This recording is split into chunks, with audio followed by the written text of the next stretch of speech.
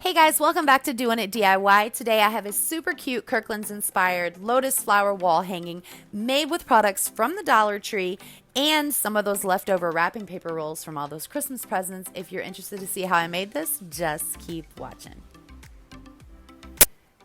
I'm going to have all of the products that I used to make this in the description box below, but they're also on the screen. We're going to start out with a piece of scrap cardboard, and we're going to cut out 4 different sizes of a basic petal shape that looks sort of like this. And then we're going to take one of those wrapping paper rolls. I'm going to attach it to a box just to make it easier to lay flat. And I'm going to mix 3 different colors of paint. I have a navy. All of these are apple barrel paints. I'll have them listed below. A snow white and a cobalt blue. I'm going to mix the 3 of those together to get the perfect blue color. I'm also going to add a little bit of gray because the inspiration flower had a lot more of a gray tone to it, even though they called it blue. So it's definitely a blue gray. And this is Elephant Gray by Apple Barrel. Again, I'll have them all linked below. And we're just going to go ahead and mix those all together. And this is what you'll come up with, something like this. And we're just going to take that and paint both sides of the paper, of the wrapping paper roll. Now, again, you can use craft paper as well. That'll be fine. We're going to go ahead and take an 8x10 frame, also from the Dollar Tree, 4 wooden skewers, or wooden dowels rather, from the Dollar Tree, and paint. And we're going to start out by taking an X-Acto knife and just cutting the canvas off of this frame. We're only interested in getting to the wooden frame. So we don't have to remove all of the staples. You don't have to be as careful as I was with the canvas. Nothing like that. We're just trying to take it all off and get it down to the frame like this. Now we're going to go ahead and take our brown oxide and a little bit of black, and we're going to mix those together with some water to make a kind of DIY stain.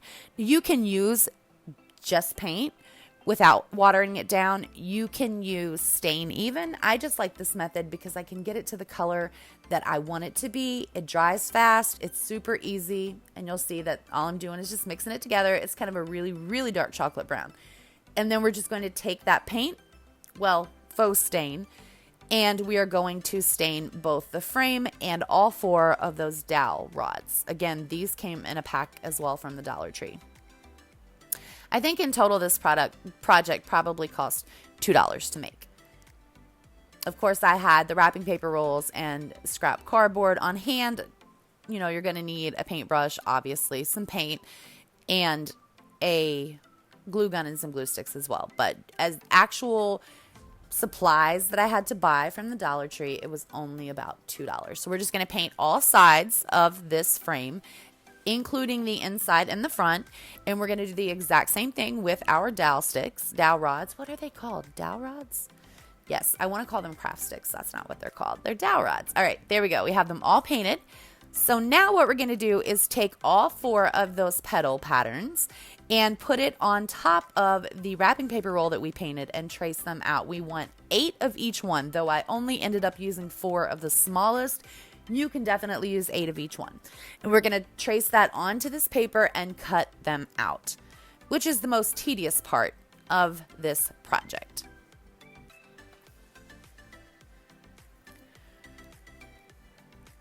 Once I have them cut out, I'm going to go ahead and fold them in half lengthwise. It's just going to give them a little bit of dimension once we put this all together. And I'm going to do that with all of the rest of the petals. And once our frame and dowel rods have had a chance to dry, we're going to go ahead and attach those to each other. I'm going to just take my little clippers and clip off the very ends of these so that they fit perfectly. And I am going to attach them to the frame in kind of an X pattern, meeting in the middle. This was the hardest part of the entire project. The first time I did this, which is not this video, I threw the whole thing away because it was a mess. So you have to take your time, but it's worth it, I promise. And it's not hard. It just, you have to take your time. You can't rush through this part. So you're going to want to put enough hot glue on. We're going to attach each one of these to where the 2 sides meet on all 4 corners. Meeting in the middle. You'll see what I mean in a second. You're going to want to put enough hot glue that it is going to hold. And you're going to have to hold it with your hand because you don't want it to fall down. You want it to stay raised up. You're going to have to hold it there until it has dried. Or you can do what I did, and I just took my little clippers and stuck them underneath. It gave it a perfect base for them to lay on while also being elevated at the level that I wanted. So you're just going to repeat that for all 4 dowel rods, making sure they meet in the middle but don't touch. They can touch. Mine just were cut a little bit small and didn't, so that's perfectly fine, but that's what you want. Now we're going to take another scrap piece of cardboard. I know you can't see me doing this, but I promise you I am, and cutting a little circle. This is going to form the base of our lotus flower. So you don't want it to be very big. You don't want to be able to see this at all. And then we're just going to go ahead and attach the biggest petals first, just as you see me doing here, with some hot glue.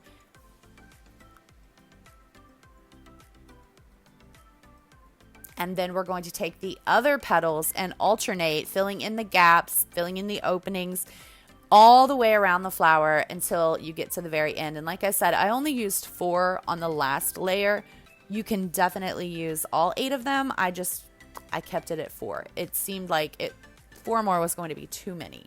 So this is what it should look like, or something like this, when you have them all attached. And I'm just picking off the hot glue because it kind of can get everywhere if you're not careful. And then you can paint the little piece of cardboard on the back as well, just to give it a little bit more finished look.